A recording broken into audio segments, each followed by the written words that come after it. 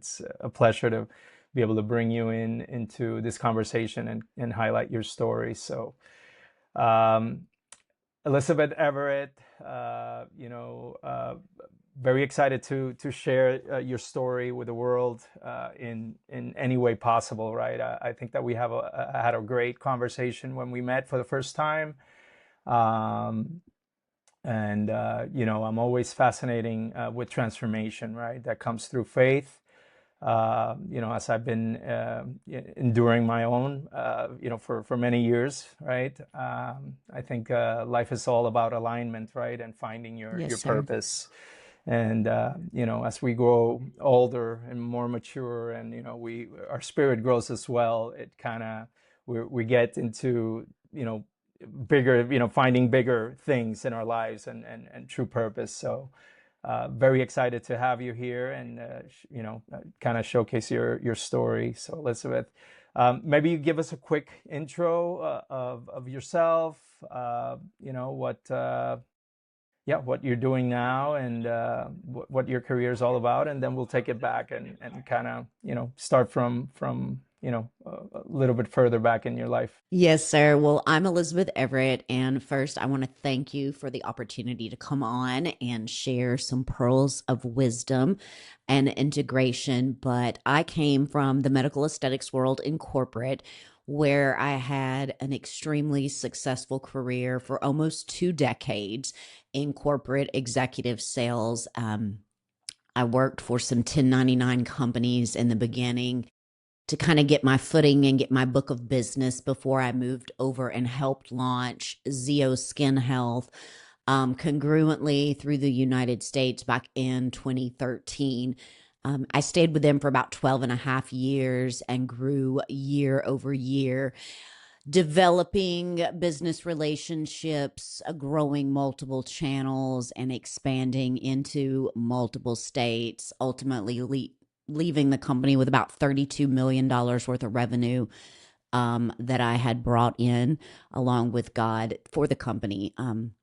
Then I decided to step down and try something new and went with another company and launched their medical channel for strategic business. And then all of a sudden, you know, God had been stripping away pieces that weren't meant to go with me into the next season. And as a step of complete faith, I retired from medical aesthetics altogether in December of 2025 and launched Grace in the Breaking Ministries. So, kind of a comprehensive pain to purpose platform. We have Christian apparel, we have a podcast, we have deliverance containers, we have master classes, and we're really a community based ministry that holds accountability and moves people into obedience and gets them out of playing small and being stuck in complacency. So here I am today. Amazing. Well, thank you, Elizabeth, for joining again. Yeah, absolutely. Well, let's go back a little bit. Kind of tell me a little bit of your story. Let's say, as you remember it, that Elizabeth that maybe started in college. How was your let's say how aligned was that faith that you have now with that younger self? Was this something that were you always have this spiritual aspect in you, or was this something that you slowly let's say discovered throughout your career? Yeah, tell us a little bit about who was Elizabeth before those 2 decades, right? So, in my formidable years, I did not grow up in a house of faith. And so I knew who Jesus was. I had heard of him. I knew people that went to church. And looking back, even those that maybe I had put up on a pedestal, they were Christians, but they didn't have relationships with the Lord. So there was no discipleship growing up. I came from a place of trauma and a hurt, which caused a lot of unhealed places to manifest in bad behavior, bad choices, and near death experiences.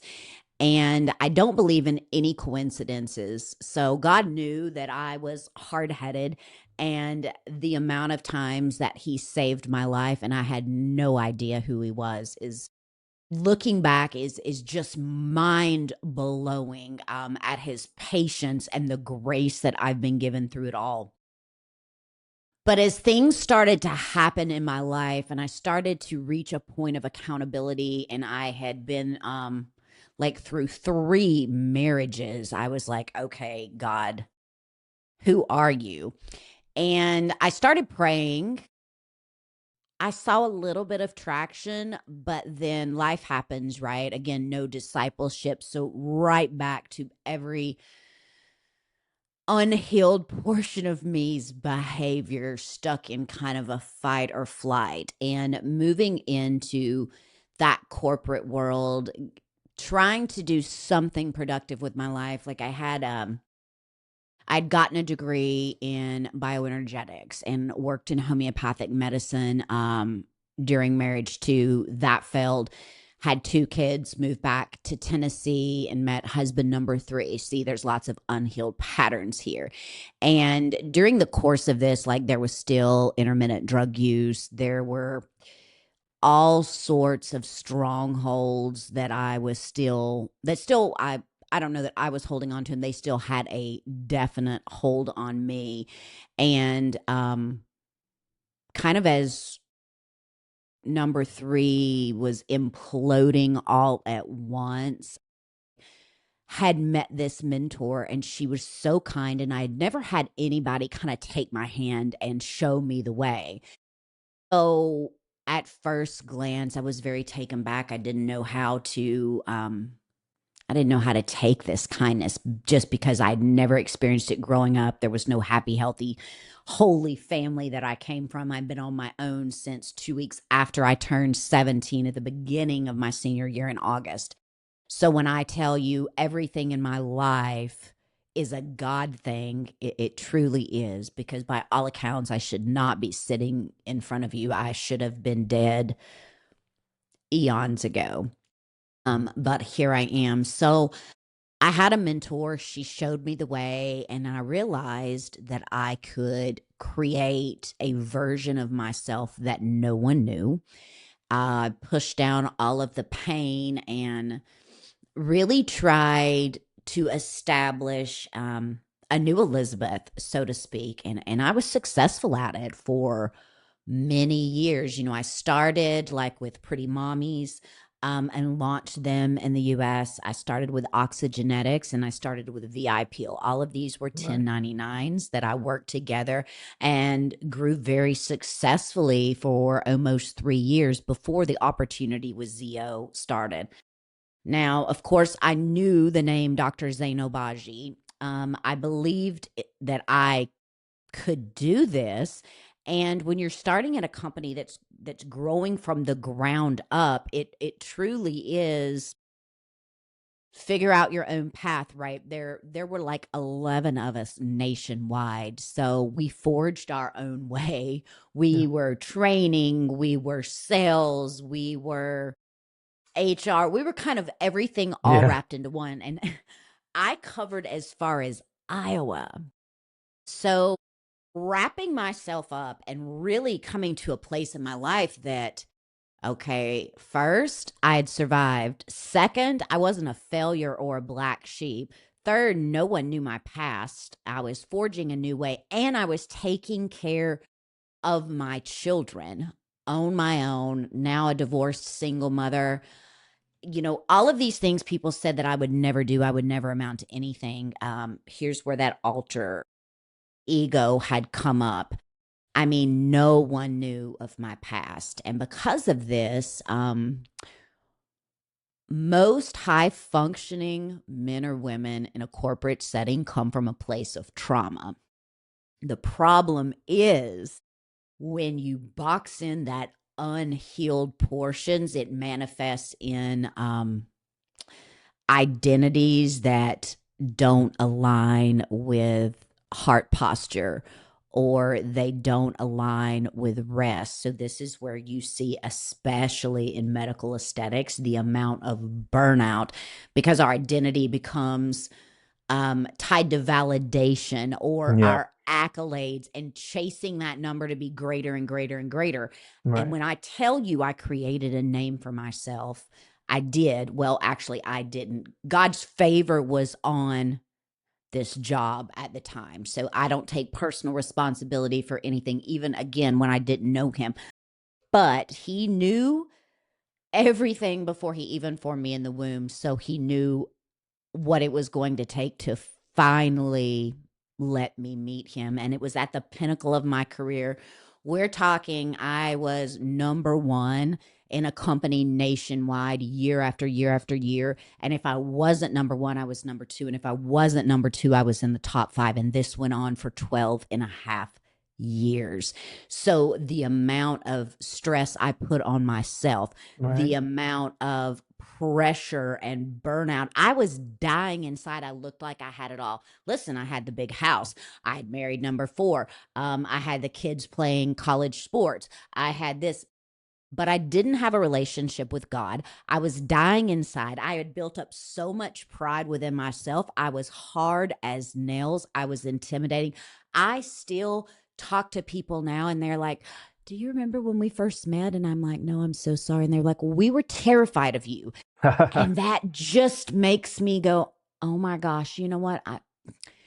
That was at a place in my life that I did not know God. And I am so sorry because to be the best, I would bulldog over you. I didn't care. I ran a tight ship. I grew your business. I was no nonsense. And because of this, like literally it tore me to pieces. Because of all this, because my identity was tied to the validation, it was tied to the accolades, all of these false senses, the bank accounts, all these idols. God says don't put idols before him. Well, he means it because when he pulls you to the bottom, he pulls you to the bottom, but it's not to hurt you, it's to restore you. So I actually met God, the pinnacle of my career. I pushed everyone away. Husband number four had left for the second time, and I was literally planning to blow my brains out because of the overwhelming stress of everything that I had put on myself. I was striving in my own strength, and then I met God. And from then on out, it was like taking an onion and peeling back the small layers so I could still be high performance, high achieving. But I started resetting my priorities. I started realigning my heart posture with actual boundaries.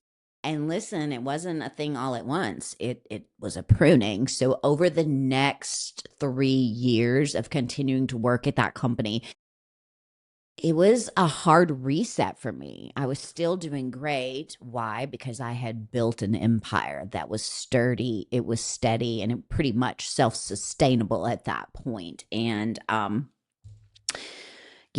God started removing the favor in that place in like 2024, 2025, and I was ready for more. I was uncomfortable. I was starting to feel the monotony of burnout. And that's when I decided to step down because he made it uncomfortable and go to another place. Um, so that's the story on Zio and meeting God and where my faith came in. Wow. Okay. So yeah, I mean, I think that everyone in the corporate world can definitely relate to your story, at least that first part of your story. All right. Maybe it's that encounter, right? That not too many people have had the opportunity to discover for themselves, right?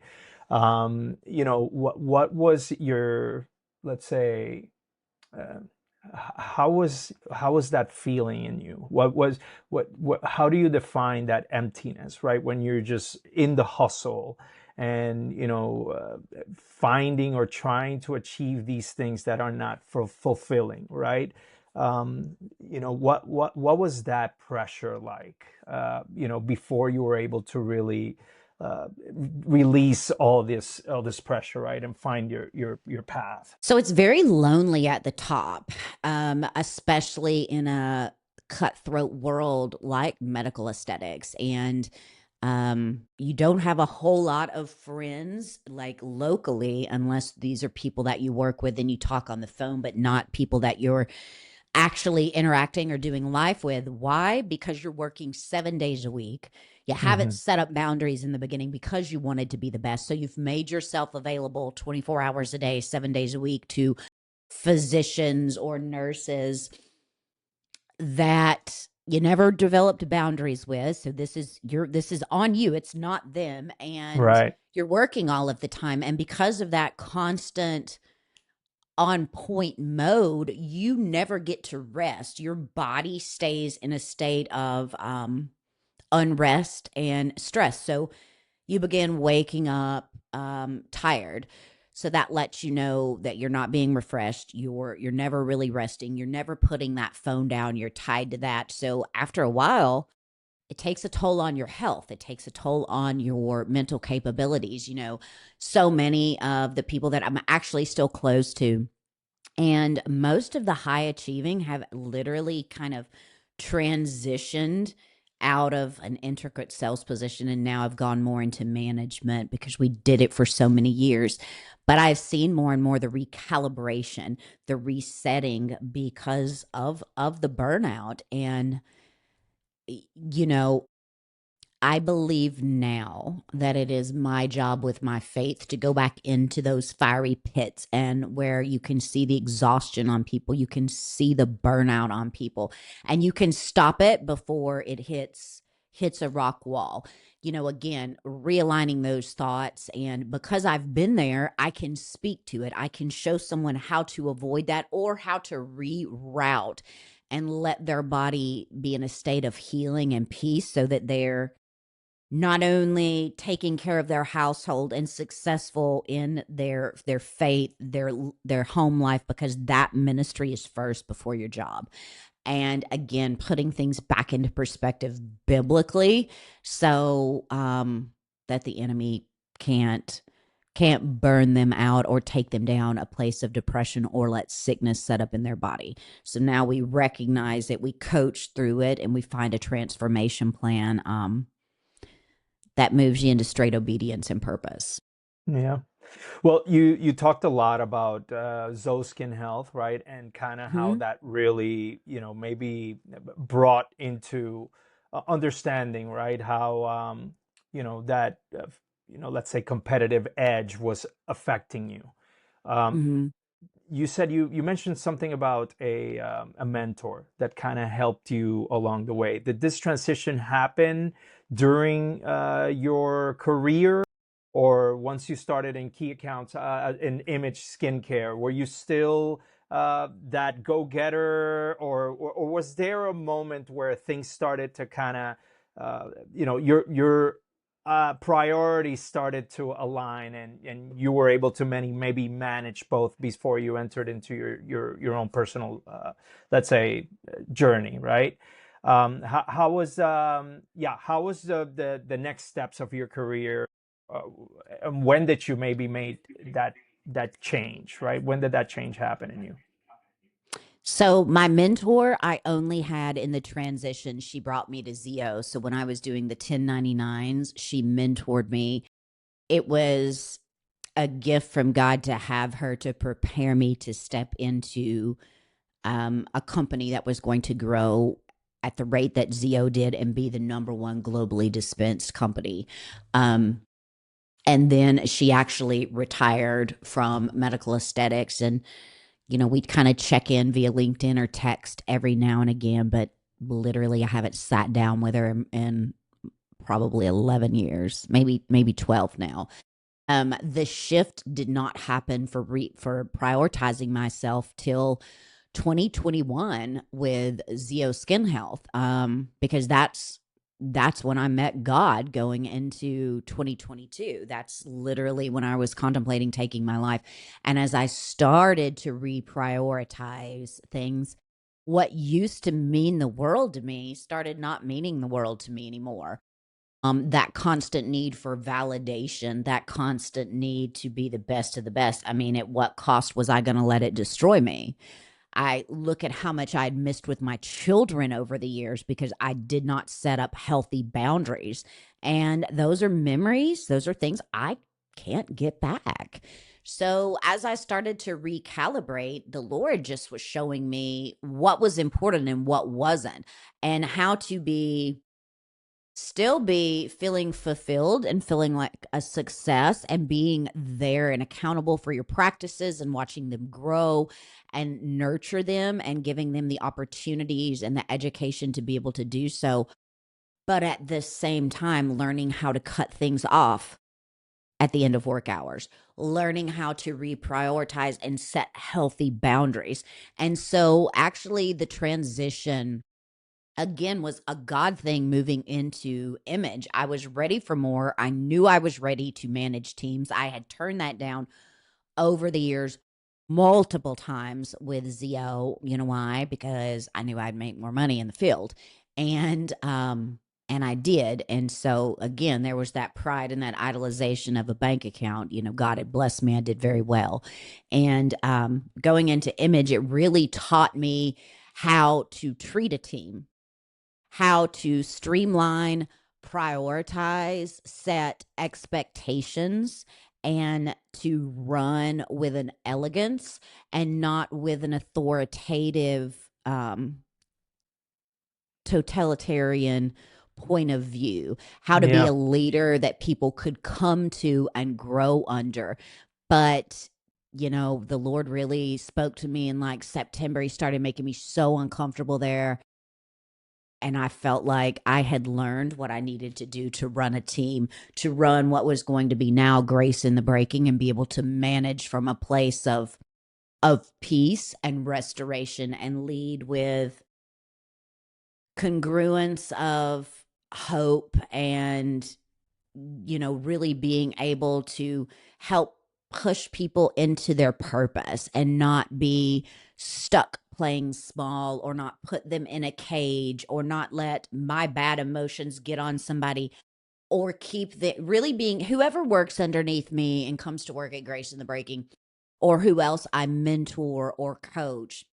It's about breaking out of what containers they've been put into, to give them the push that they need, to give them the support to step into what is already been laid out for them, to just break Hmm. those barriers off. Because for so long, and a lot of leaders that you're under don't even realize that they're doing that to you. But, words are seeds, and the tongue is the smallest organ in the body, yet it is the most powerful because it Powerful. Yeah. literally speaks death or life.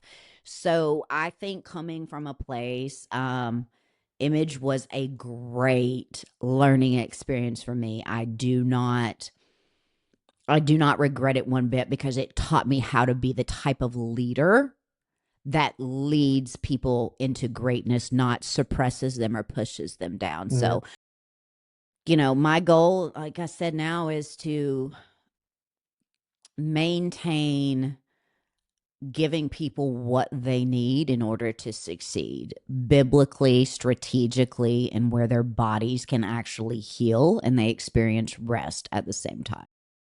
Love it. Okay, so you felt the calling. You said, okay, I think this is the time to build something, right, around everything that I've been growing towards, right, and to defining my transformation. And through that, I understand that your purpose is to help others kind of find their path, right, find their own transformation within. Tell me about Grace in the Breaking, right? How that method is for you. I mean, how is that you take people to really discover, right, that piece that they're missing, right, that piece that it's really going to bring them to true success in my opinion, right? Right. So, right after I found God and I was going through transition, husband number 4 came back. And I truly believe that was because, like, I was face down for the first time, praying, crying out to God, fasting. Anyways, long story short, the Lord was like, you need to write a book. You need to write a book from the beginning to now. But because I was afraid to voice my story, I suppressed. I did not walk in obedience. The Lord told me to start a podcast, and I was like, oh, yeah, I'll start that later. So God had to start stripping things away from me that were holding me back from stepping into purpose. Not because I had done something wrong, not because I was being punished, but because I was being positioned. And so he started breaking things off that weren't meant to go with me. And while it hurt, it was a learning experience. So, grace in the breaking, I kept feeling the pull of the Lord, and going to work at Image, like, husband number 4 had left again. We had gotten a divorce in February of 2025. And through this whole process, like, I watched the pain of going through that. I watched the pain of the effects my children had had through this, and things that they had gone through. I mean, it was a complete breaking. So God was like, you need to go ahead and write this other book now called The Breaking. And so without hesitation, I started writing it. And it was actually published back in March. And you're supposed to start a podcast. And a pastor from another church in another city had texted me and was like, Elizabeth, Holy Spirit dropped in me that you were supposed to start this podcast. You were going to reach people that are going through problems with divorce and with addiction for yourself and for children as prodigals. And I just took that as confirmations. And then the Lord knew that if I did not step down from corporate, that I would not put my full heart into this. And I started going to some encounter conferences, and he just kept speaking to me and throwing it. And then just before I know it, Grace in the Breaking was born. Like, the podcast was launching, the website was going up, and as he drops pieces along the way, he qualifies the called.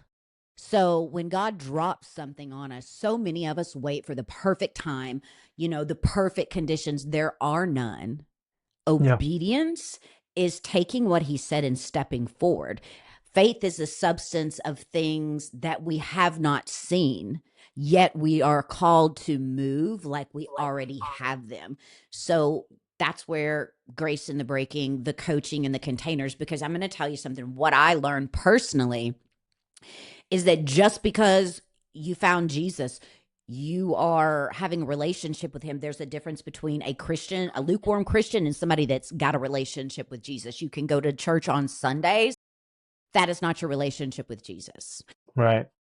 Praying, searching him, getting in his word each day, letting that fill you up, but also having accountability. And I'm going to tell you something, 90% of Christians still have things attached to them that are suppressing them, whether it be the spirit of rejection, isolation, all of these things tied from different places. Something could have happened to us with grief when we were 3 years old. So deliverance is necessary. What really got me is was at this an encounter conference, and this pastor came in like the last hour, the last Saturday night of it, and started preaching, and tears.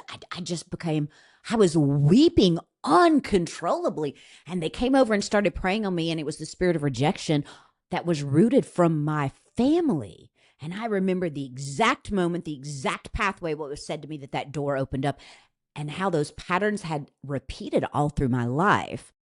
So God was like, okay, now do these things that have happened to you with your children, with yourself, what you've started to see, what gifts that I've blessed you with, everything started to come together. And Right. I am called to use those gifts to free other people so that they can actually start walking in freedom. Until I went through deliverance and was delivered of rejection and isolation and Jezebel and Leviathan and all of these things, because, in the Bible, Jesus didn't go around just patting people on the back. What did he go around doing? In all these chapters, casting devils out Yeah. because we're covered up with them.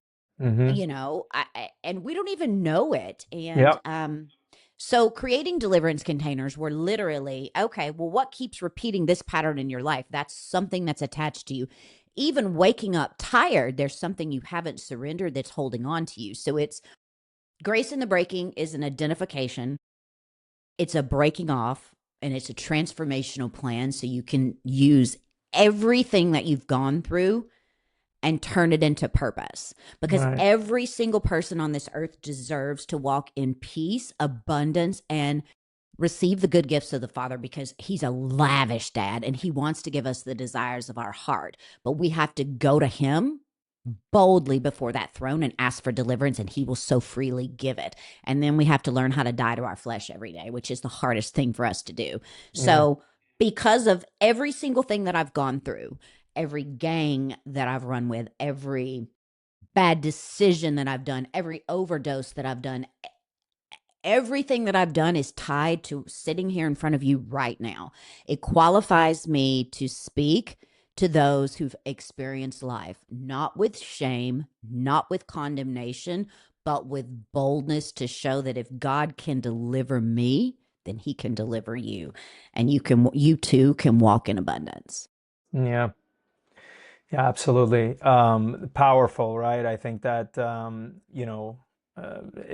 it's not for some, it's for all, right? I Oh, think that yes, sir.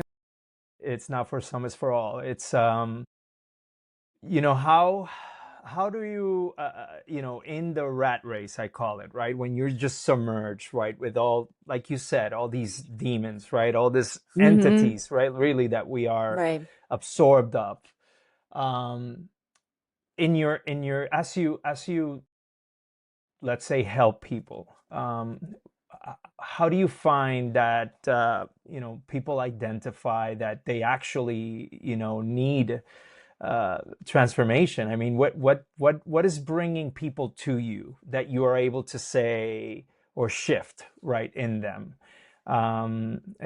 What's those encounters like now with Grace and the Breaking, right? With the people that you're helping now, you know?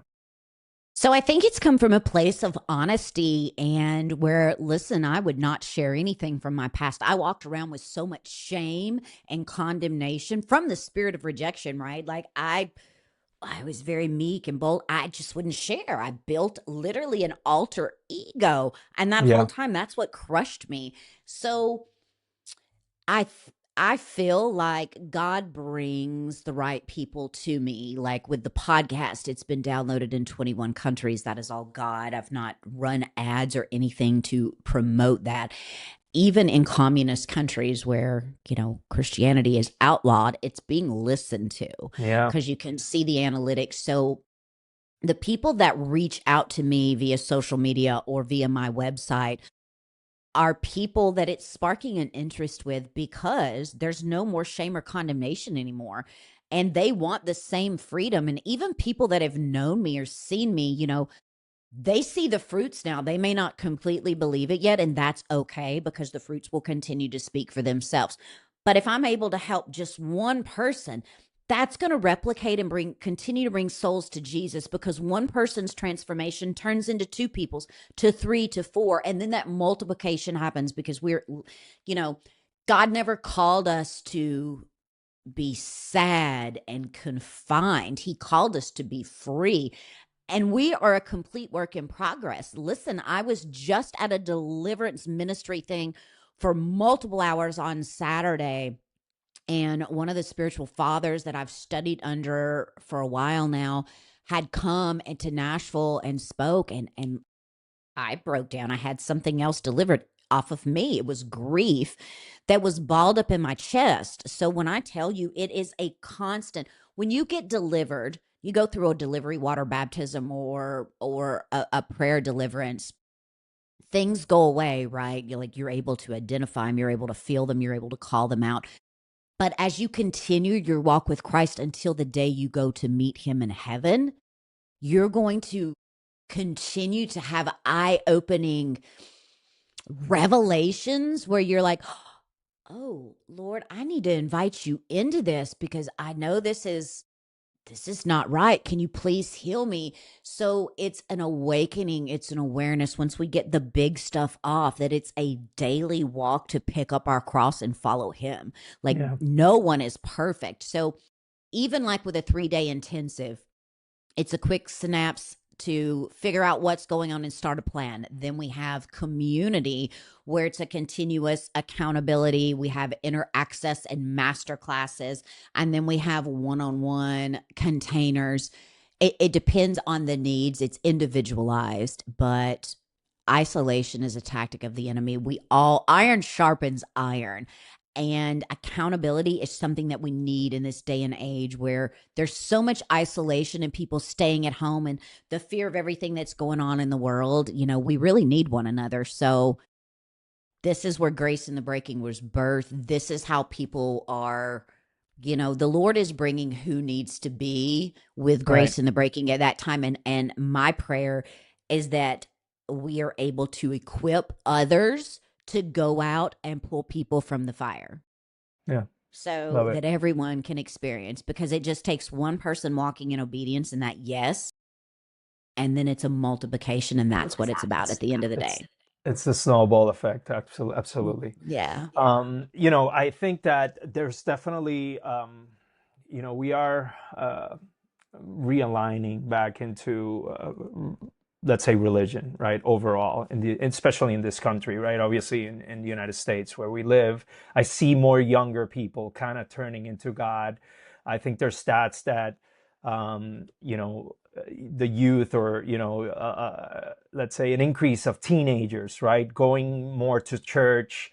Why do you think this is happening, right? How do you see it in your eyes? And um, with everything happening in the world right now, how is this transformation in your perspective happening? And obviously, we know the power of God, right? But what is it that is so delicate that people are saying, wait a minute, there's, that I want to discover something else in your eyes, right?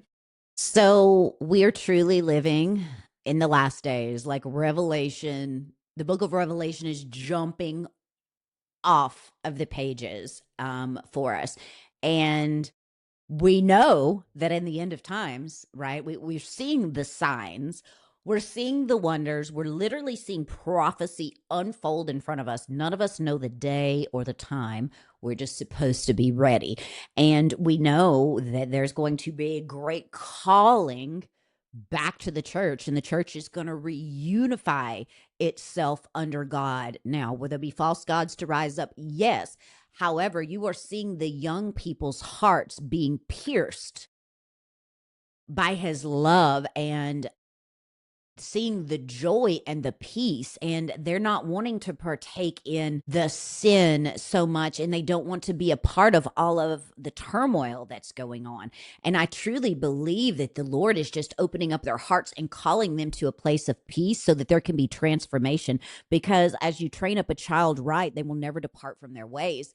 And I just, this is revelatory prophecy coming to Right. pass. I don't know any other word or explanation. I don't have live TV. I don't listen to the news anymore because I don't need to get caught up in what is going on in the news or the world, because I know my God is true.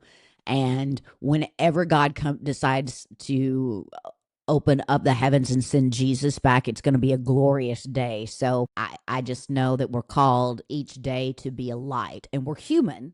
We're all going to fall short of his glory, but we have the chance to repent. And I truly think the children of this generation are going to be the ones that stabilize even their parents. So Yeah. God is using whoever's heart is open and willing to do that.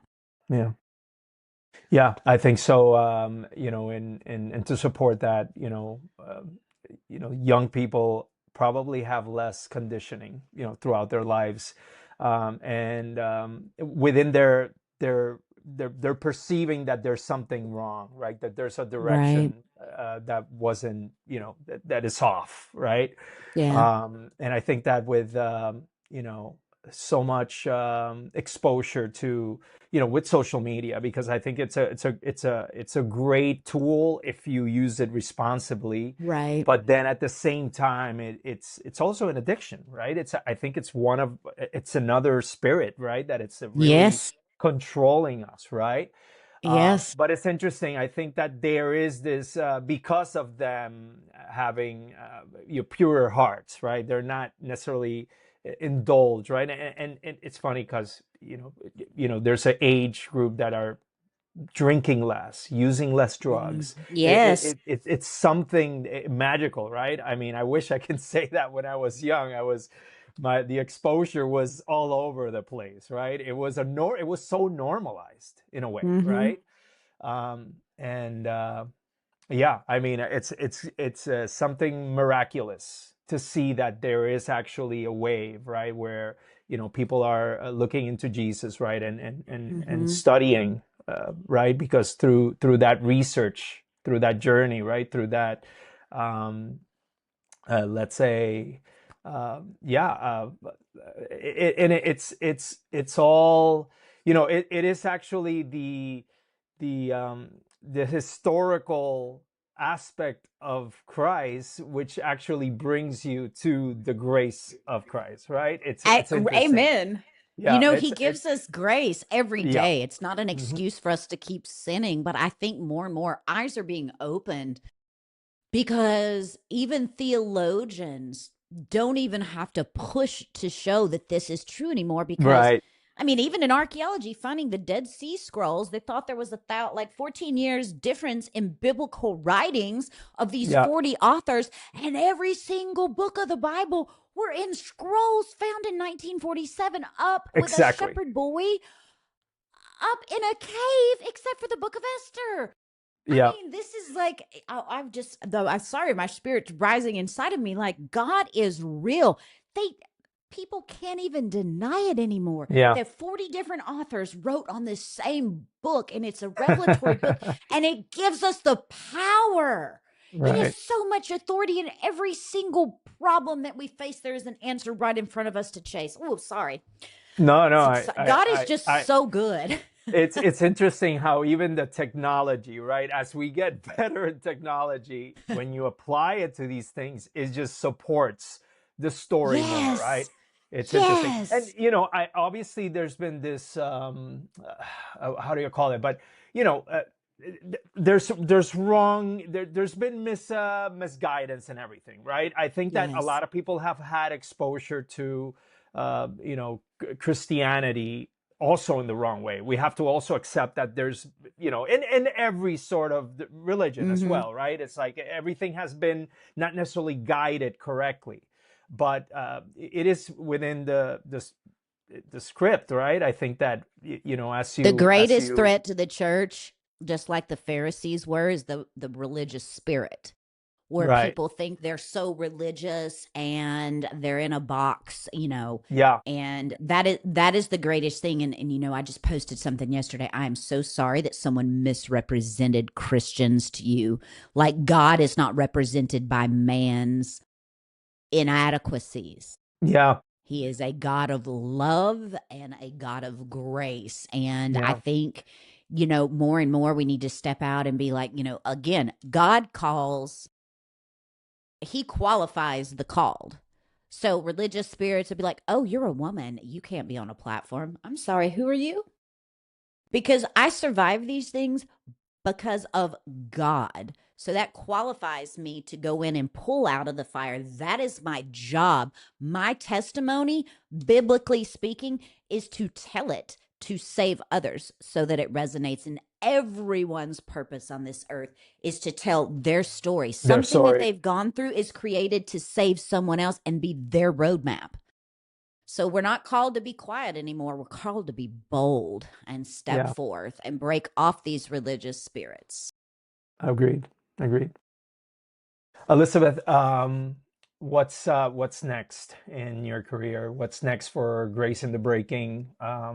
What are your plans? How do you envision your practice, right, in the next 3 to 5 years? I believe Grace on the Breaking is going to continue to grow exponentially this year, with community to being 5,000 plus members, inner access 5,000 plus members, so that we have such a large deliverance team that we will be equipped to go wherever in the world that the Lord sends us to, myself and my team, so that we can preach the word, that we can walk through deliverance, with whomever needs it, so that it's freely given. And I truly think the Lord is going to uproot me from the city of Columbia. I don't know where yet, but I do feel like it's going to be on land where there's a body of water, so that we can have revival and we can have water baptisms and deliverance, all of the time. So I just feel like Grace in the Breaking is going to continue to grow to a place that we just bring souls to Jesus. That's the mission. That's what it's about. And I know that God is going to continue to do exceedingly and abundantly more than we could ever ask, think, or imagine to grow this kingdom. Love it. Amazing. Elizabeth, for those, listening and maybe want to partake, right, in some of, the amazing counseling and coaching that you do, where can they find you? How is it that they can reach out and maybe for themselves or for somebody that they feel in their hearts, right, that you can help them? How do they get in touch? So you can check out graceinthebreaking.com. So it highlights about everything that we offer, as well as prayer initiatives. If you have a prayer request, listen, it's confidential. You submit me a form. It comes directly to me, and myself and my team will reach out to you, and we will stand in the gap. We're going to have resources that we can offer for whatever you, your family are going through. We want you to know you're not alone, and that again is Grace in the Breaking. So everything that you need to know about Grace in the Breaking, even the other initiatives that we support, is on graceinthebreaking.com. Amazing.